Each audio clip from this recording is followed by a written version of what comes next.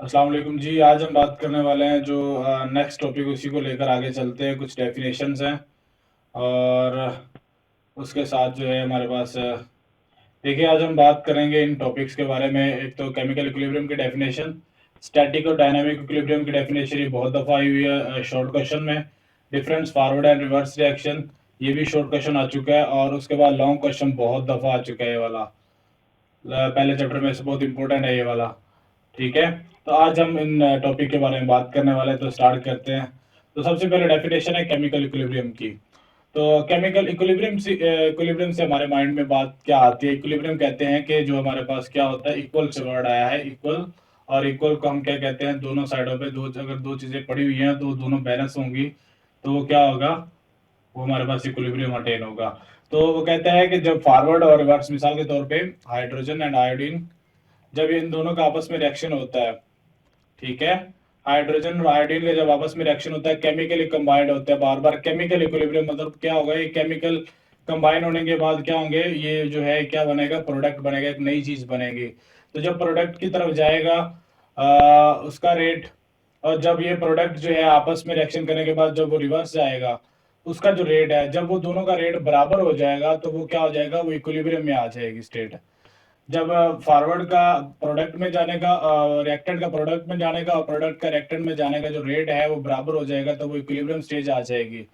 लेकिन उसमें एक शर्त लगाई है कि कंपोजिशन उनकी दोनों की कांस्टेंट रहनी चाहिए, चेंज नहीं होनी चाहिए। मतलब जितना हाइड्रोजन और आयोडीन पहले यूज किया गया था, लास्ट पे भी उतना ही रहना चाहिए। ठीक है, तो ये था आप लोगों के पास केमिकल इक्विलिब्रियम स्टेट। अब वो कहता है कि ऐसा होगा, इक्विलिब्रियम के ऊपर जाने के बाद दो पॉसिबिलिटीज हो सकती हैं। या तो वो रिएक्शन जो है वो इक्विलिब्रियम पे जाने के बाद या मूव करता रहे, फॉरवर्ड या रिवर्स मूव करता है, या वो स्टॉप हो जाए। तो दो पॉसिबिलिटीज हो सकती है। तो पहली पॉसिबिलिटी क्या है कि क्वेश्चन भी इस तरह आ जाता है, what is the difference between static and dynamic equilibrium. Important question है, शॉर्ट क्वेश्चन में आ जाता है। तो पहली पॉसिबिलिटी कहता है कि when reaction cease to proceed, कि ऐसा हो कि रिएक्शन जो है वो क्या हो जाए? वो रुक जाए। ठीक है, it is called static equilibrium. उसको हम क्या कहते हैं? स्टैटिक इक्विलिब्रियम कहते हैं। और ये जो है फिजिकली होता है, जो है वो फिजिकली होता है। मतलब जाहिरी तौर पे नजर आता है कि रिएक्शन जो है वो रुक गया है, लेकिन ऐसा नहीं होता। जिस तरह वो मिसाल दे रहा है, आगे देखें जरा। बिल्डिंग रिमेन स्टैंडिंग, एक जो घर बना होता है वो अपनी जगह पे ही खड़ा रहता है, हालांकि उसके ऊपर जो है बहुत सारी फोर्सेस एक्ट कर रही होती है, लेकिन वो क्या कर रहा होता है? अपनी जगह को बैलेंस किए हुए होता है। तो सेम वही पिछले डेफिनेशन में यही बात बता रहा है कि रिएक्शन जो है वो क्या हो रहा होता है? वो मूव कर रहा होता है, फॉरवर्ड भी और रिवर्स भी, लेकिन रेट दोनों का सेम होता है। और हमें ऐसा लग रहा होता है कि रिएक्शन जो है स्टॉप हो गया है, लेकिन हकीकत में रिएक्शन स्टॉप नहीं होता। तो अब दूसरी पॉसिबिलिटी कहता है कि when reaction does not stop. एक तो ये होगा कि रिएक्शन स्टॉप हो जाए, दूसरा ये होगा कि रिएक्शन स्टॉप ना हो। तो दूसरी पॉसिबिलिटी है when reaction does not stop, only the rate of forward and reverse become equal. ये हो सकता है कि जो जितना रेट फॉरवर्ड में जा रहा है, जितनी स्पीड से फॉरवर्ड की तरफ जा रहा है, उतनी स्पीड से वो बैकवर्ड की तरफ आ रहा हो, लेकिन उनकी जो डायरेक्शन है वो क्या हो? ऑपोजिट हो। हम उसको क्या कहते हैं? Dynamic equilibrium. और इसमें जो होता है वो क्या होता है? रिएक्शन जो होता है वो स्टिल कंटिन्यू होता है, वो चलता जा रहा होता है, चल रहा होता है, रुकता नहीं है। तो ये थी केमिकल इक्विलिब्रियम था, और उसकी दो पॉसिबिलिटीज थी। या तो रिएक्शन रुक गया, लेकिन ऐसा नहीं होता। फिजिकल लग रहा होता है कि रिएक्शन रुक गया, लेकिन ऐसा होता नहीं है। दूसरी पॉसिबिलिटी है कि रिएक्शन ना रुके। तो रिएक्शन जब नहीं रुकेगा तो हमें कैसे उसकी पॉसिबिलिटी ये कि होगी, जब रिएक्शन नहीं रुकेगा तो वो डायनामिक इक्विलिब्रियम में आ जाएगी चीज। ठीक है, तो ये था आप लोगों के पास दूसरी डेफिनेशन। और कहता है कि डायनामिक इक्विलिब्रियम में क्या होता है कि फॉरवर्ड का और रिवर्स का रेट जो होता है वो क्या हो जाता है? बराबर हो जाता है। अब डायनामिक जो है ग्राफ से थोड़ा सा देख लेते हैं जरा। कहता है डायनामिक इक्विलिब्रियम जो है ये रिएक्शन के कंप्लीट होने से पहले जो है वो एस्टेब्लिश होता है। अब ये कैसे होता है? तो जरा ग्राफ को देखते हैं, उसके बाद आप लोग जरा इस चीज को भी देखिए। ये ग्राफ है, और ग्राफ ये जो है ये टाइम वर्सेस जो है कंसंट्रेशन के बनाया गया है। इस साइड पे जो है वो टाइम इंक्रीज हो रहा है, और इस साइड पे कंसंट्रेशन जो है वो देखे, ये देखे 0 20 40। होता क्या है? वो कहता है कि जब जैसे ही रिएक्शन जो है, ये देखे, ये है हाइड्रोजन और आयोडीन जो है, जब ये दोनों आपस में रिएक्शन करेंगे तो अभी प्रोडक्ट में कुछ नहीं बना होगा, स्टार्ट के अंदर जो है वो क्या होगा, इसकी फॉर एग्जाम्पल इसके अमाउंट जो है वो 100% है जी, ठीक है, स्टार्ट के अंदर। लेकिन जब ये प्रोडक्ट में जाएगा तो आहिस्ता आहिस्ता जिसकी जो 100 से जो है वो कंसेंट्रेशन जो है वो क्या होती जाएगी, वो कम होती जाएगी, कम होती जाएगी, ठीक है। और इसकी जो कंसेंट्रेशन जो होगी वो प्रोडक्ट की जो है वो बढ़ती जाएगी। जाहिर सी बात है ना, जब प्रोडक्ट बढ़ रहा होगा तो देखिए जरा, प्रोडक्ट जो होगा वो नीचे से ऊपर की तरफ क्या हो रहा है, उसकी कंसेंट्रेशन बढ़ रही है। समझ आ रही है बात? रिएक्टेंट की कंसेंट्रेशन जो है वो क्या हो रही है, वो कम हो रही है, और प्रोडक्ट की कंसेंट्रेशन जो है वो क्या हो रही है, बढ़ रही है। तो अब दूसरे वाले में ये था इसके लिए, मतलब जब रिएक्शन स्टार्ट होगा तो प्रोडक्ट की तरफ जाएगा, प्रोडक्ट काफी ज्यादा बन जाएगा तो क्या करेगा, प्रोडक्ट आपस में रिएक्शन करेगा, और रिएक्शन करने के बाद फिर वो क्या करेगा, वो रिएक्टेंट की तरफ जाना शुरू कर देगा। अब इसको रिवर्सिबल इस तरह जाहिर किया जा रहा है, ठीक है, डबल एरो से, कि रिएक्शन जो है आपस में उन्होंने रिएक्शन किया और फॉरवर्ड की तरफ मूव किया, फिर फॉरवर्ड से फिर वो रिवर्स की तरफ मूव किया। तो वो कहता है कि स्टार्ट के अंदर जो है ना, इसकी जो इनिशियली जो होगा वो रेट जो होगा फॉरवर्ड का बहुत ही ज्यादा होगा, फास्ट होगा, क्योंकि उसकी मिकदार जो होगी, अमाउंट जो होगी वो 100% होगी, तो बहुत तेजी के साथ वो प्रोडक्ट की तरफ जाएगा। लेकिन रिवर्स उस टाइम पे जो है ना होने के बराबर होगा, रिवर्स के पास कुछ होगा ही नहीं तो कैसे वापस जाएगा। लेकिन कुछ देर के बाद फॉरवर्ड जो होता है वो स्लो हो जाता है, क्योंकि उसकी अमाउंट कम हो जाती है, और रिवर्स जो होता है वो स्पीड अप हो जाता है, क्योंकि उसकी अमाउंट ज्यादा हो जाती है। कुछ देर बाद प्रोडक्ट ज्यादा होगा, प्रोडक्ट जो होगा फिर रिवर्स की तरफ मूव करना शुरू कर देगा। इवेंचुअली कुछ देर के बाद eventually both reaction attain the same rate. थोड़ी देर के बाद क्या होगा कि जो रेट है इन दोनों का आपस में क्या हो जाएगा, देखे जरा, यहाँ पे जाके देखिए ये दोनों लाइनें जो है, जिस जगह पे लाइनें दोनों बराबर हो रही है तो जाहिर सी बात वहां पे उन दोनों का रेट जो है बराबर हो गया है, जो उनका सेम रेट हो गया है, स्पीड उनकी सेम हो गई है। जितना रिएक्टेंट प्रोडक्ट में जाएगा उतना प्रोडक्ट रिएक्टेंट की तरफ जाएगा, ठीक है।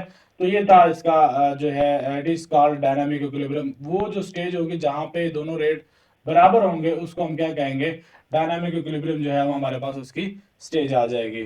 तो ये था। अब नेक्स्ट उसके बाद है जी हमारे पास डिफरेंसेस है फॉरवर्ड और रिवर्स के दरमियान में।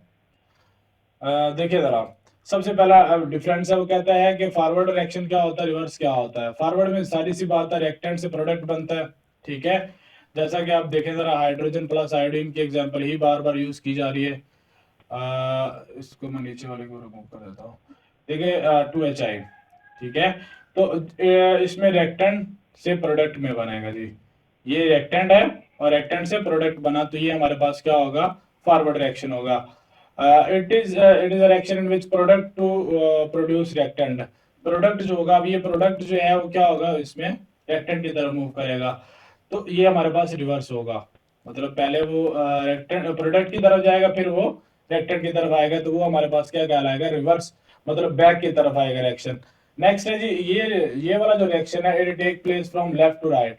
ये जो है ये लेफ्ट टू राइट होता है, देखे ना, ये एरो है, ये लेफ्ट से राइट की तरफ जा रहा है। लेकिन ये वाला जो है ये इस तरह, और ये वाला जो होगा ये क्या होगा, ये राइट से लेफ्ट की तरफ आएगा, ठीक है।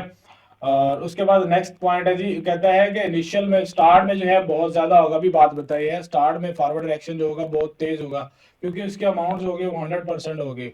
लेकिन स्टार्ट के अंदर जो रिवर्स होगा वो ना होने के बराबर होगा, ठीक है, होगी बात। अब लास्ट वाला पॉइंट है, वो कहता है कि ये जो होगा ये स्लो हो जाएगा आहिस्ता आहिस्ता, क्योंकि इसके अमाउंट प्रोडक्ट में कन्वर्ट होना शुरू हो जाएगी, तो ये क्या हो जाएगा, वो ये जो है स्लो होना शुरू हो जाएगा, और ये जो होगा वो आहिस्ता आहिस्ता बढ़ना शुरू हो जाएगा। रिवर्स जो होगा, चूंकि उसकी मिकदार बढ़ना शुरू हो जाएगी, तो आहिस्ता आहिस्ता इसका रेट जो होगा वो बढ़ना शुरू हो जाएगा। तो ये था दोनों में फर्क। ये शॉर्ट क्वेश्चन में भी आ जाता है कि फॉरवर्ड और रिवर्स में डिफरेंस क्या होता है, तो ये आप लोगों ने पॉइंट बताने होते हैं, बड़े आसान से है। उसकी डायरेक्शन क्या होती है, और वो हमारे पास जो है वो स्टार्ट में किस तरह होता है, तो ये दोनों चीजें बतानी है अपने। मैक्रोस्कोपिक कैरेक्टरिस्टिक है जी आपके पास डायनामिक इक्विलिब्रियम की, बहुत ज्यादा इंपॉर्टेंट है, एज अ लॉन्ग क्वेश्चन के तौर पे बहुत दफा आ चुका है ये वाला लॉन्ग क्वेश्चन, ठीक है। मैक्रोस्कोपिक का मतलब बड़े पैमाने पे उसकी खसूसियात क्या है, कि डायनामिक इक्विलिब्रियम जो अटेन होता है उसकी खसूसियात क्या हमारे पास। तो सबसे पहले ये कहता है कि an equilibrium is achieved only in close system. अगर आप लोग पिछली दोनों एग्जांपल देखते हैं, आयोडीन की और उसके कैल्शियम कार्बोनेट की, तो दोनों के दोनों ही जो है वो क्या हो रहे थे, वो दोनों ही एक क्लोज सिस्टम के अंदर अटेन हो रहे थे, क्योंकि हाइड्रोजन और आयोडीन जो है, हाइड्रोजन और आयोडीन जो उसके, वो भी जो है वो क्लोज के अंदर ही बन रहे थे, ठीक है। लेकिन जो दूसरा था हमारे पास कैल्शियम कार्बोनेट का, कैल्शियम CaCO3 को था, कैल्शियम ऑक्साइड एंड CO2, ये नीचे आना था, ये देखें जरा। अब इसको ऊपर से बंद करेंगे तभी ये दोनों आपस में दोबारा बनेंगे और ये रिवर्स हो जाएगा। अगर इसको ऊपर से बंद नहीं करेंगे तो कार्बन डाइऑक्साइड निकल जाएगी, तो फिर ये रिएक्शन जो होगा वो इसमें इक्विलिब्रियम अटेन नहीं होगा।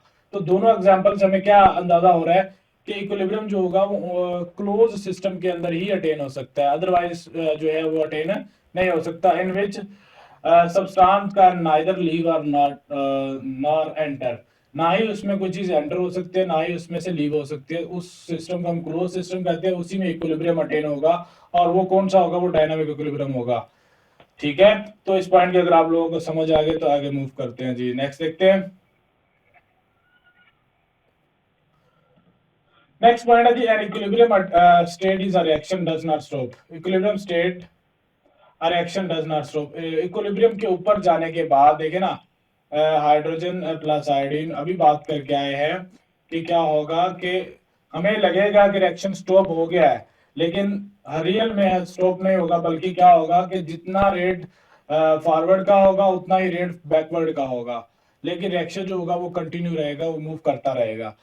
तो forward and reverse reaction keep on taking place at the same rate but in opposite direction, कि जितना इधर जा रहा होगा उतना ही इधर जा रहा होगा, उतनी स्पीड के साथ जा रहा होगा। ठीक है, लेकिन रिएक्शन जो होगा वो कंटिन्यू रहेगा, वो जो है वो स्टॉप नहीं होगा। इक्विलिब्रियम रिवर्स रिएक्शन कभी भी स्टॉप नहीं होता।